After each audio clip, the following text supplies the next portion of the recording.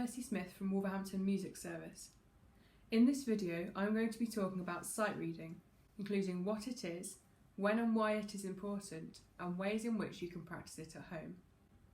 Sight reading is a process in which you play music having never seen it before. Sight reading is an important skill to develop because it opens up lots of opportunities for us to play new music. Because sight reading is such a useful skill to have as a musician, it's important to be able to improve this in your own practice time so that you are as confident as possible when faced with sight reading in a real-world situation. Sight reading should be practiced as much as possible and can easily be fitted into your practice routine. To start off, I would suggest using either a sight reading book or online resource, or alternatively picking a piece out of an old book that you perhaps haven't played.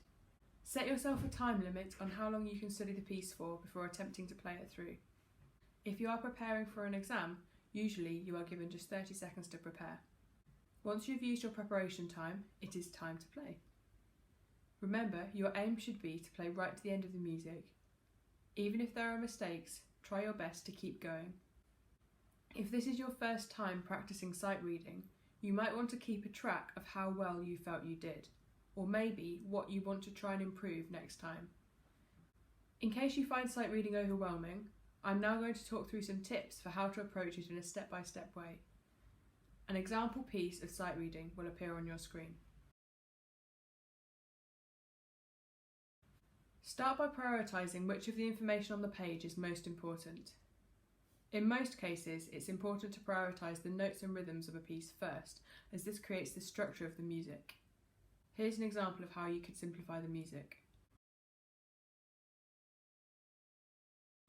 It's important that we know what time signature and key signature the music uses. This example has an F sharp in the key signature, which tells me that we are going to be playing in the key of G major. This means that all of the Fs written in the piece will need to be played as F sharps.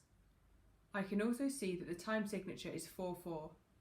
This tells me that each bar should have 4 crotchet beats. This also guides us about how to count in before we play, with a count of 1, 2, 3, 4 to set the pulse. As you look through the music, look out for accidentals. These are added sharps, flats or natural signs that change pitches. In this example, I've seen that there is a D sharp in bar 3. It can also be really useful to look for patterns that could help you simplify the reading process. For example, in bar 3 there is a group of semiquavers. It would be easy to presume that bar 3 will be difficult as the semiquavers will feel faster than the other notes. However, if you look carefully, you will notice that it's just a scale pattern, something that most of us are comfortable playing. Unless you are given a tempo to play at, it is your job to decide what speed is suitable for the sight reading. You will need to find a speed that all of the patterns can be played at. It's usually more impressive if more notes can be heard at a slower speed compared to playing approximately at a fast speed. If you have the time or are able to simultaneously look at the other details such as dynamics and articulation, then you should do so too. Now that you have some ideas to support your sight reading, here are a series of original sight reading exercises for you to try. You can pause the screen on each one and work through the steps in the video, then try to play the piece through.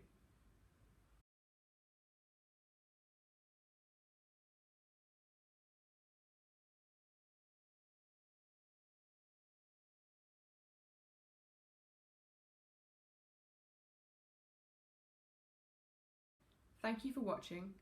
Come back again to see the videos we will be releasing to support you at home. If you've enjoyed this video, please like it and subscribe to the channel.